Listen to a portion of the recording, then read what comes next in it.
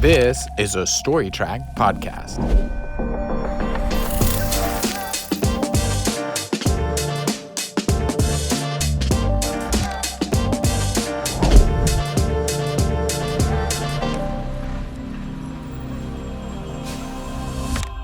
Hi, friends. Welcome to another episode of Building Stories. I'm your host, Steve Harris. Today is my interview with Mercedes Enrique. Mercedes is the president of CMS. CMS does work all around the world for the Department of Defense, and I can't wait to talk to her more about that, but also learn more about how she got started and learn about her background. So here's my interview with Mercedes. I hope you enjoy it.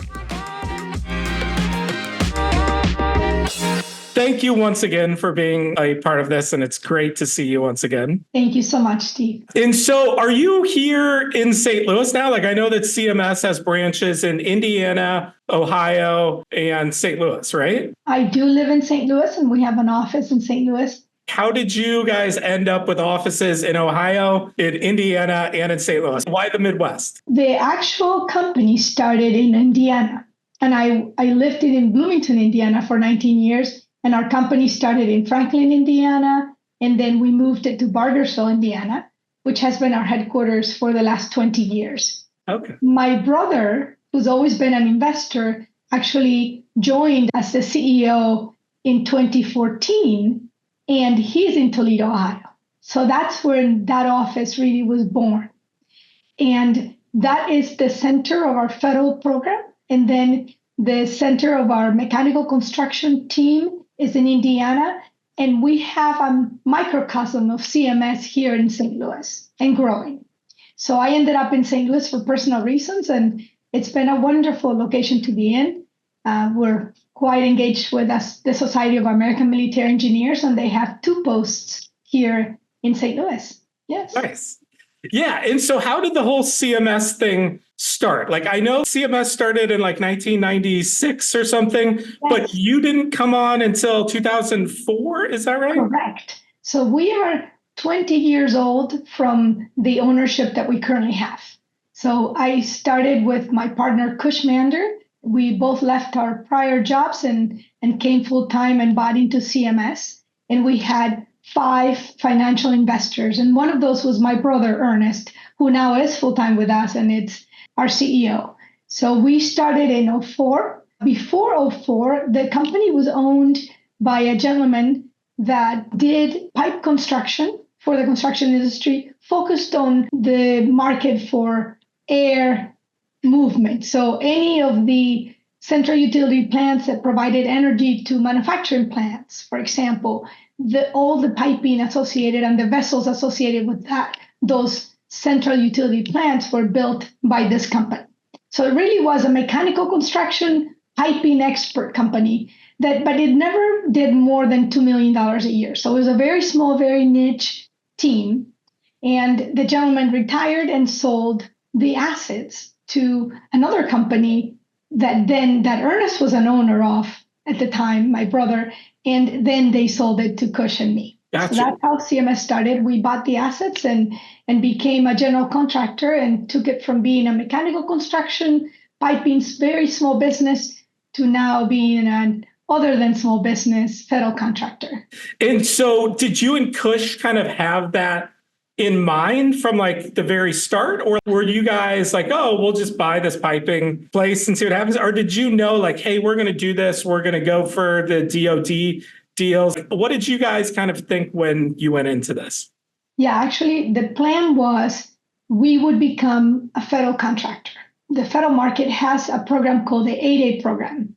So our job and our goal was to enter this 8A program to become a prime federal contractor, which is exactly what we did. A year after buying the assets of the company, we got the certification as an 8A. A year later, we entered the Mentor Protege program that the SBA also offers, and we went full steam. And that was really the inception of that. But everything we said we would do at the beginning, we did. In 2014, we graduated from the program very successfully and became a small business. Ernest came on board then to kind of help us get from being a small business to becoming an other than small business. That was the impetus for asking Ernest to come and join us. Yeah. Nice. Well, speaking of your brother, Yes. like, what was life like for you guys? Like, were your mom or dad builders or in the built world? Like, how did you guys both end up in this space? So we knew we would be entrepreneurs because my father was a lawyer and purchased and sold many businesses. And my mother was a pharmacist and she ran her own pharmacy. That's the only business my father did not sell. And so we knew we would someday be entrepreneurs and be business owners.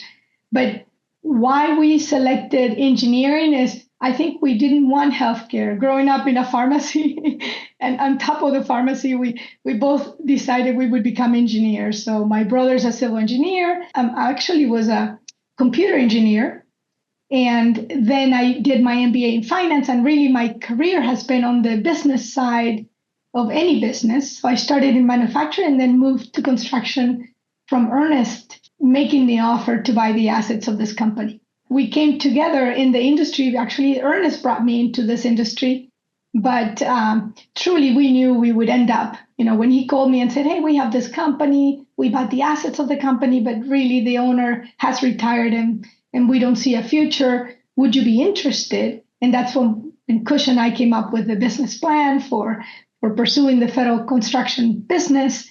And so Ernest brought me into this industry, basically, yeah.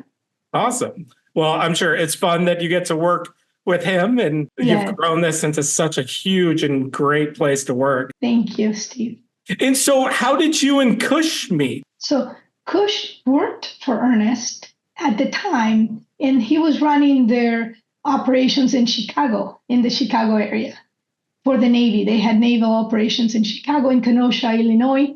And Ernest introduced me to Kush, and Kush had grown up in the construction industry, and I came from the business side. So marketing, finance, IT, HR. So my piece was the strategic side, and Kush had the expertise in construction. So we were truly the perfect pair to start the company. He had the subject matter expert knowledge that we would run the projects and execute in a brilliant way in the field. And I brought the business side and all of the strategic points for us to get the certifications, to move forward, to do the marketing, to really excel in the programs that we joined. So we truly were a great pair, but it was not something I found or Kush found. Ernest is the one that kind of put us together and said, hey, I think you guys would do a great job, and we want to divest the assets of this company, and we think it's a great opportunity for you.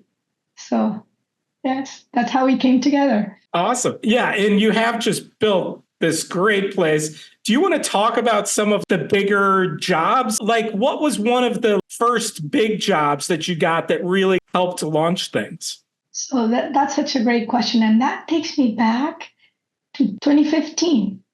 So as an 8A certified company with the federal government, you are able to negotiate contracts and opportunities.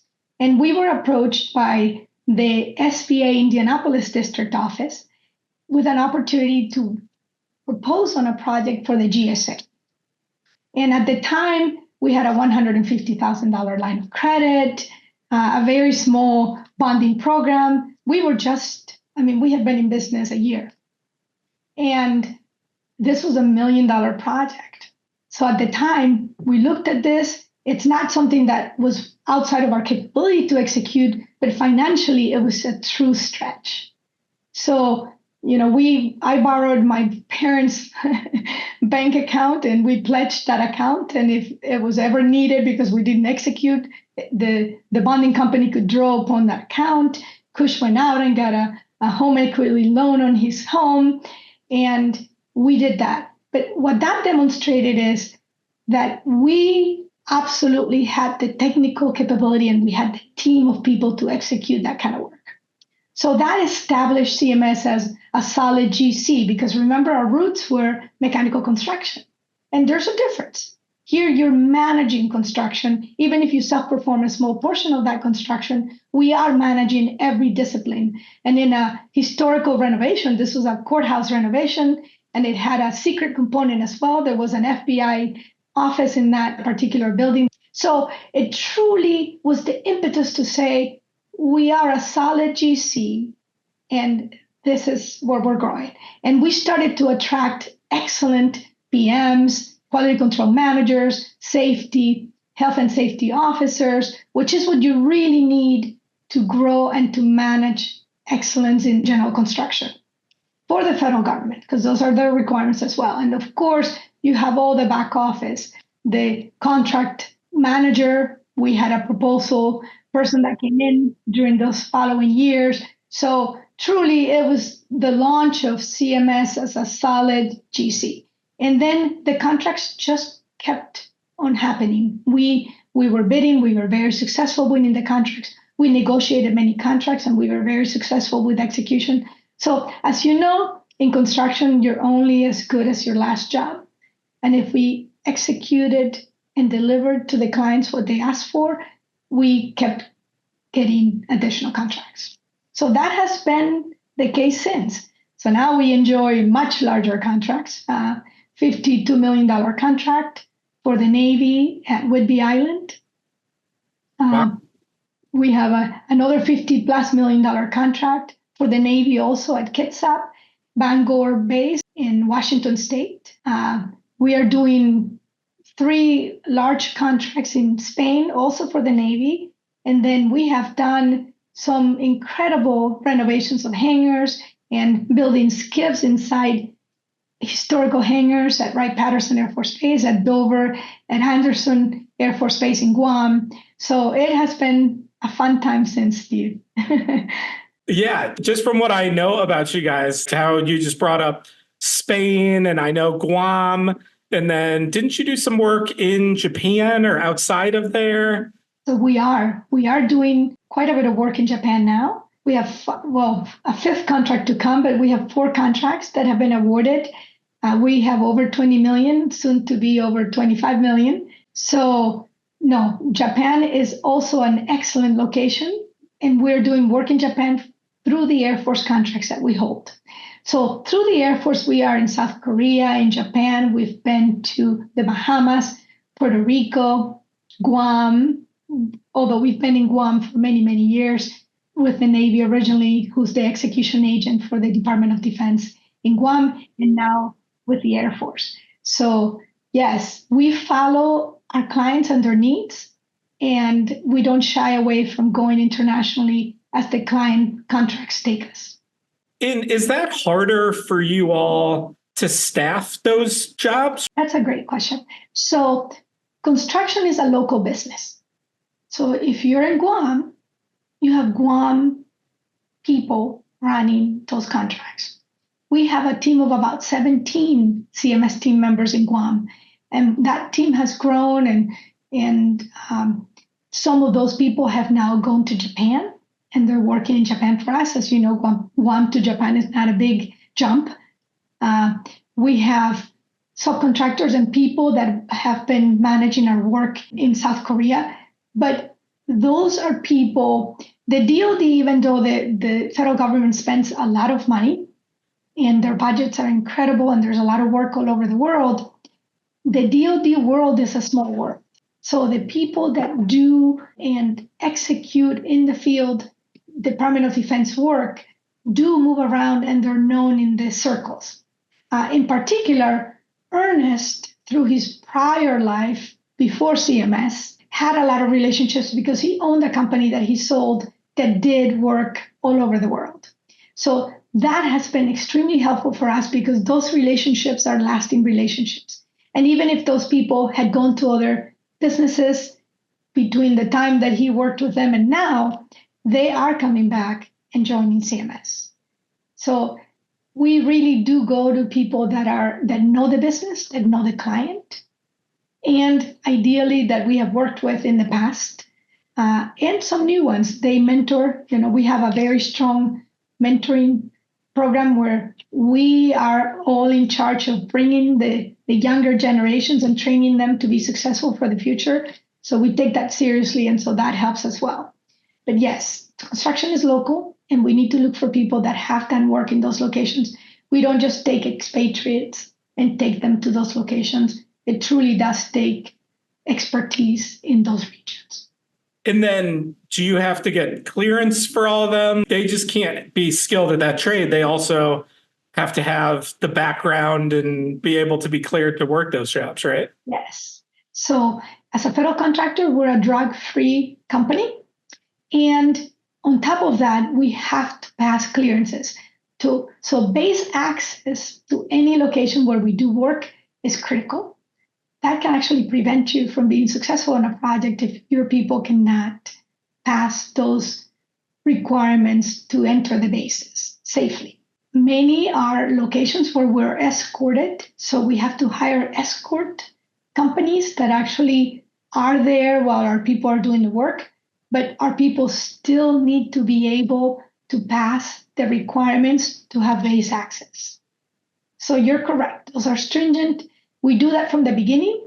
So when we hire team members, we do tell them upfront these are the requirements to be a federal contractor and to work for a federal contracting company. And then you have to maintain those standards. And on top of that, every job that requires a base pass, which is 95% of all the work that we do, does require that we recertify these people through the bases to gain access to the bases. So yes, we have a fantastic team of very, very good people. Yes, good in every sense of the word. Yeah. Yeah, all of your team that I've met are just the nicest and amazing. And you guys are all like so skilled at your jobs. And it's just so nice whenever I get to meet you all and work with you all. It's always just so great. Steve, likewise. We have to say that we have really, really enjoyed working with StoryTrack. And you have done some great stuff to really move our website and our social media and our media to look like we are, right? Sometimes you grow, and if you don't have the support systems that show who you really are, it's a different story, but you have done a great job helping us there. Oh, well, thank you. And I would love to know, what is your secret? You kind of become CMS when you're working with CMS. What is it that allows you to do that so well? So research is always key for me for all of my jobs. So I started off in the TV world. I worked on some unscripted shows like A True Hollywood Story and Mountain Men. And I always would learn about those worlds. So I knew, what was going on, what I could ask these folks, what was going on in their lives.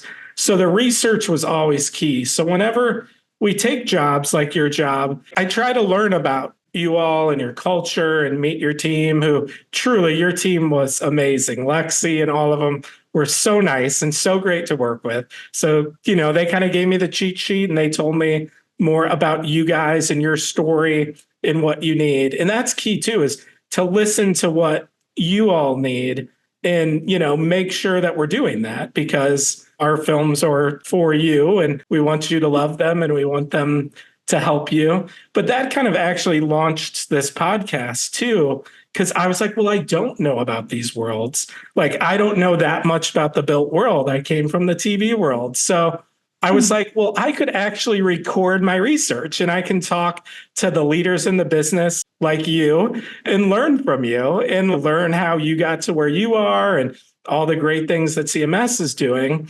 And I could record that as a podcast and share it with the world. And so now more folks can learn about you and all the great work that you do. No, that makes total sense, because I kept thinking StoryTrack is starting its own podcast, and you just answered it. Your secret to success is that research. And by doing this, you are collecting additional research. Yeah. Yes. And there's more to it too. We work with greats in the business. We've got folks who I worked with on the unscripted world. Lori's been doing this for 20 years and she really knows the built world very well. She knows the built world a lot more than I do. And so that helps too. I'm learning from her more about the built world, but I just love to tell a good story and to help folks tell theirs. What videos do and what the marketing and the websites do is that in a very succinct way, they tell who we are. So it's our ability to really cover a much broader, larger ecosystem and communicate who we are and what we're all about. And without your help and Lexi, you mentioned Lexi, without her help on the social media, we wouldn't get our message out. So that is a very important piece of CMS, the marketing piece as well. And it's not, we do plenty of marketing with our proposals to our clients, but it goes beyond that. It's because we don't do what we do alone. Our team members have to work with our subs and our vendors to be successful. Without them, we wouldn't be able to be successful. It seems like you guys are still growing too and setting up new branches and offices. Do you want to talk about that at all? Yes. So, Steve, the federal government is unique, where you have small business set-aside contracts and you have what is called unrestricted contracts. So you're either a small business or you're other than small. Small business could pursue an other than small or unrestricted contract, but an unrestricted contractor or a large business cannot pursue small business set-asides unless you're a mentor and you're in the mentor protege programs. So 2 years ago, CMS made the decision that we were growing and we were thriving and we would make the jump. But it is a very arduous jump to make because, as you can imagine, there's hardly a middle market in the federal market. You're either small or you're really, really large. So only 2.5% of companies that make this jump truly succeed in continuing to be a sustainable federal contractor. We've made this jump, which means we are committed to growing and continuing to grow the company. But we always say sustainably. So meaning you can only stretch as much as you can cover and you can cash flow and you can do, right? A containable growth that you can manage. But we are committed to that growth. We have set up a strategy to make it successful so far. Knock on wood, it's going very well. Knock on wood and knock on our people who are making this happen. But yes, so that means that we are pursuing larger contracts. As part of that, the Spain portfolio of work, the Rotamac under the Navy, was a major contract win for us that really kind of set CMS to say, we are winning unrestricted work. We have a fantastic partner that we joint venture with in Spain to pursue this contract. We've been very successful, and we have an incredible team of people now in Spain, and they're local people. And the subs, as you know, general construction firm is not successful without its ecosystem, which are the subcontractors and vendors. So even though we have our people that manage the contract, without the subs and the vendors, we wouldn't be able to execute any of the work. So when I think of CMS team members, it's not just our team members, it's our team members and our partners. So Spain was an incredible area to win those contracts. And then we have been very, very blessed because for the last 8 years, we have held an unrestricted contract with the Air Force. And that was truly the contract that allowed us to say, we are ready to make the jump and we will continue to grow and thrive. And that contract is the one that has continued to keep us in Guam. It's the contract that took us to South Korea. It's the contract that has taken us to Japan. The contract that took us to Bahamas, to Hawaii, to actually not to Hawaii on that contract, but to Puerto Rico, and then on about, 30 states in the US. So again, it is very important to pursue the contracts that can allow you to truly expand the business in a sustainable way.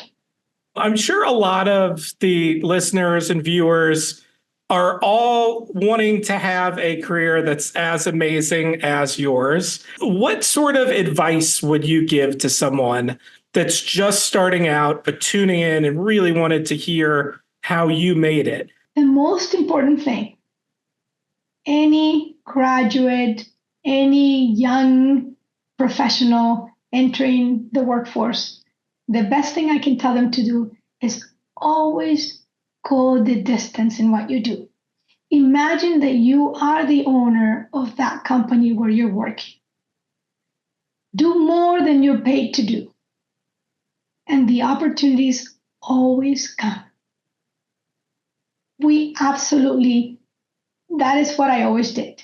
I worked for a company called CMS Corporation for 10 years, and I worked as hard as I worked when I started CMS. And when I say as hard as, it's good to have work-life balance. I don't think I had enough work-life balance then, but I truly gave me opportunities, and the upper management always sought me out to give additional opportunities. I went to amazing executive education programs, which I continue to do every year. I always say I want to challenge myself and go 40 hours and go intellectually challenging my thoughts and grow in that manner. So I'm very engaged. They allowed me to lead initiatives for the company that they would not have given to a much younger person or a younger professional. That's because they knew I always delivered and I went the distance. That is what I wish. And I always ask, I always tell my kids, make a difference. Whatever you do, do it better than you think you're ever paid for. Don't worry about the money. The money will always come. It is that you're making a difference in whatever you touch. Make a difference and do it with your heart. And you know, Steve, we're all going to have ups and downs. Always get up. Tomorrow, you go to sleep and tomorrow will be a different day. Never give up. There's always tomorrow, and tomorrow will be always a better day, no matter what. So that's my advice: is work hard, make a difference, give your heart to what you do. It shows, and do what you love to do. If you're in a job and it's not fulfilling you, don't stay in that job. It's not a job. It should be a career. It should be fun.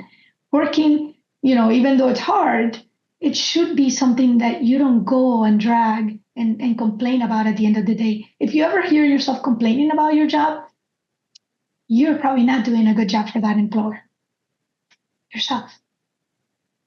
Or you're ready for another challenge within that company. Go seek it out. So work hard, never give up, and things will always come to you if you do your best and you do it with your heart. Awesome. I mean, that is a great piece of advice there and just so true. What's something the listeners and viewers wouldn't know about you? I'll tell you something that started about 3 years ago. And that is, I'm passionate about solving problems, and not just for us, but for the better good. And so I had never really been politically connected or legislatively connected in a way. And I did, because I figured that we had to solve the federal government's issue where there is no middle market. And through that effort, not only the research of coming up with a legislative solution and then pitching that solution in Congress, but truly getting to work closely with other contractors like we were 3 years ago. These are advanced small businesses that have done a tremendous job growing, and then you enter this decision point where am I able to outgrow my small business size and succeed or not? And these companies were an amazing coalition. They continue to be. We are still helping, and we've made the jump. So for us, that initiative is not as important, but for the better good, it's critical. And for the industrial base, for the federal government industrial base, which has been shrinking at a rate now of 40% in the last 10 years, it's a significant shrinkage. So that is something that truly I've always been passionate about. When I decide that I'm going to do something, I do a lot of research and I seek solutions and I find solutions. That was one that truly encompassed a much broader group. And I'm a member of the Society of American Military Engineers. I'm a fellow with the organization, and now I'm on the foundation. So the one thing people don't know is I started fundraising about 2.5 years ago, and we've been very successful. And we have an amazing team of people in the foundation. Why? Because I believe in what the foundation stands for, which is to develop and create STEM leadership for this nation. So that is something that probably people didn't know about me, But I do believe that all of us can give a little and make a big difference in the world. And I really hope the coalition that I'm still a part of is successful. And we are making some tremendous strides this year. The bills were introduced in December of 2022. We're still trying to get Congress to be bipartisan and work together to make this happen. And that's something that probably people don't know about me, that I legislatively became very engaged. And I do believe our voice and our actions do matter. Yeah. So you've talked about that. So there's the 8A, the small businesses, but then once you've done a certain job and you have the funds and you've grown enough, then you become more of the big business. But you're saying for these DoD jobs, the middleman, there's normally not a middleman that's getting these DoD jobs? Correct. So 8A is just a subsector of small business. So there's 8A, disabled veteran-owned small businesses, HubZone certified small businesses, woman-owned small businesses, economically disadvantaged women-owned small businesses. So we have all these categories in small, and then you have plain Jane small business, right? So if you're not in any of these subcategories, you're still a small business. As a small business, the federal government sets aside work for small business. So you live within this amazing space, and in particular, the DoD is a leader in terms of setting aside work. They continue to raise the bar to say 24%, 25% of our work will be awarded and executed by small businesses. So they keep that innovation piece alive. Well, this sector has been shrinking at a really concerning pace. In some cases, for services and products that the DoD buys, that has shrunk to a point where they have one competitor and the rest is being made in China, for example, or being made somewhere else. And you know the Buy American Act is alive and well for the federal government. So once these small businesses continue to shrink, the government is spending money, but it's spending money with fewer companies, which eventually is throwing these companies from being small, like CMS, to being other than small. But there's a cliff. Once you are no longer small, you basically enter this cliff because you're competing in a very, very large ocean with very large fish. And you're this itty bitty other than small fish at that point. So it is a very difficult area to navigate. And as I told you, the GAO study done for this showed that only 2.5% of companies that make that jump continue to be federal contractors. Many go bankrupt, many fail, and most of them leave the federal government work. So all the amazing work that the federal government and the SBA programs did to entice small businesses to come in and to thrive as a small business fail once the business is no longer small. And that's not the idea. You need to have a continuum. You want small businesses to grow and to get out of being small and to continue to thrive and grow. But in this case, they have to exit the market. And that's a solution we are trying to implement, which is create a bridge, create a transition that allows these small businesses to grow without losing everything they did as they make that transition to other than small. And you have to build a resume. So you compete for the federal government contracts, and you always compete, and you have to show that you have the past performances that are equal and the expertise and the people, etc., to do that work. Well, if you've been a small business, obviously you haven't been doing $50 million projects in any given year. So that is why you need this transition to be able to make the jump. And that is a problem that has to be solved, because these advanced small businesses that remain small, because if they don't, they die or have to sell their businesses or move out of federal government, stay there, and then they become now the big fish in the small business pond. And that's what you see in the shrinkage. Any newcomer is competing with some very well-established small businesses. It's the same idea that we see in the unrestricted side. So if we are able to entice and to successfully allow small businesses to continue to thrive and grow and exit the small business, you're going to see new blood coming into the small business marketplace and truly achieve the dream of the SBA, which is to keep a vibrant small business base that supplies goods and services to the federal government. Because a lot of innovation happens, but when you have a stale, shrinking industrial base, you're not achieving the goals that you set when you started those programs. So we are trying to say we have a responsibility to move and to allow companies to move, but there is a fundamental problem. There's a cliff. You enter this ocean and you're competing with very, very large businesses at that point, and you don't have the experience when you make the jump to do it. CMS has built its own bridge. That's why we are able to do what we're doing, but not many companies are able to do what we're doing. As you know, only 2.5% make it. It should not be so. So when I think CMS only, yes, we're doing great, but we as a country and as an industrial base providing goods and services to the federal government are not doing well. And that requires fundamental change, and it requires legislation to make it happen. So I am hoping that some of those legislators listen to this podcast and realize that they can make a difference.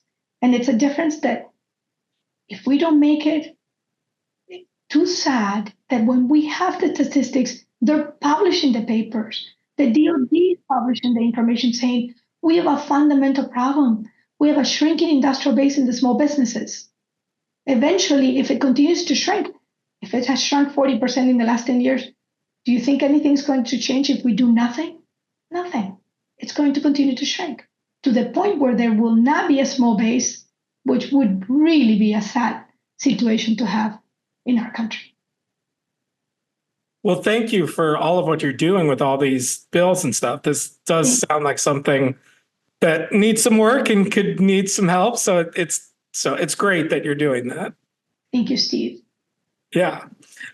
So what's next on that front? We're just waiting to see if these bills will pass? Good. So we have a new leader of that coalition, and his name is Mike Ramos. He's from Raymond Construction, and we have 15 other companies that are part of the coalition, the leading coalition. And now we are focusing on the National Defense Authorization Act. As you know, focuses on the Department of Defense, right? The Armed Services Committees within the Senate and the House. And we are looking to those legislators to make a difference, to pass this bill, so then the SBA or then in this case, actually the DOD can make it happen and do a prototype and test it. If we are right and our solution of creating this ramp works, which is, it has to work because we're doing it. We created our own ramp. So we know the solution works. They just have to try it, and they have to allow businesses to enter this transitioning program. If once that happens, we will see throughout time that the shrinking industrial base is not shrinking at such a fast rate. And hopefully eventually we make the flip. Right now it'll be a while. We just need to shrink it at a slower pace to begin with, to eventually go to gaining businesses entering this industrial base. Because it is imperative that we have a small, vibrant, small business base. And it is imperative that businesses be allowed to grow beyond small. You know, we don't enter this business saying, oh, eventually I want to reach this glass ceiling and that's as big as I can get. So for construction, it's the average 5 years of $46.5 million. So that's as big as we can get. Why? Why can't I eventually be a $1 billion company in the years to come? There should be nothing that disallows me to do that. Well, that is what exists today. Every small business at whatever cap established as a small business size has that cap. Unless they create their own ramp like we did, which very few can do, or we really fundamentally make a change. Well, hopefully that change can take place. And that's great that you're a part of this and that whole team is going for that. And I wish you all luck with that. And thank you. Yeah, cool. Maybe we'll give you Mike Ramos to do a podcast with next, and he can tell you about all the exciting things we're doing as well. Please, I would love to talk to him, and I'd love to hear about what they're doing. But it has been really great to hear about all of what you're doing and all of what CMS has going on. You truly do amazing work, and thank you for all of your time, and thank you for talking with us. Thank you, Steve. We'll keep working with you. Awesome. Yes, and I can't wait till the next one. Thank you. Bye-bye. Bye. Thanks. Thanks, everybody, for checking out another episode of Building Stories. To hear more like this, like and subscribe. And if you want to hear more about the great work that StoryTrack does for the building industry, check out StoryTrack.com.